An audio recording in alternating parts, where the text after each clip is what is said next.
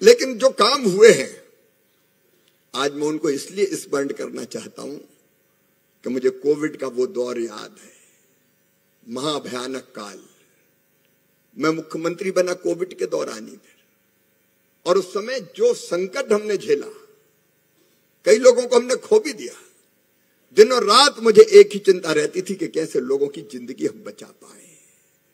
Remdesivir injection, oxygen की व्यवस्था, अस्पतालों में बेड नहीं।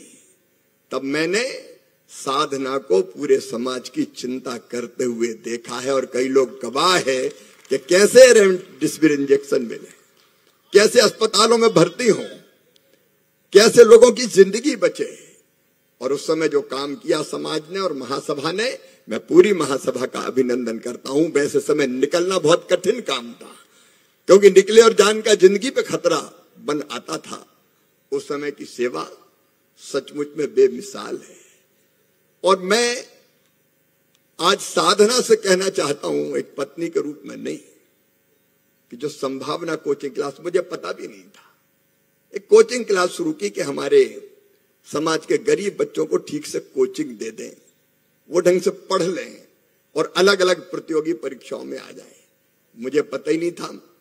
मैं मुख्यमंत्री निवास में रहता था, लेकिन बीएड में कोचिंग का भवन तैयार हो गया, और उसमें जितनी तल्लीनता के साथ मैंने साधना को काम करते हुए देखा बच्चों के साथ, जो कोचिंग क्लास में गए वो बच्चे जानते हैं, उनमें से कई का सिलेक्शन भी हुआ है।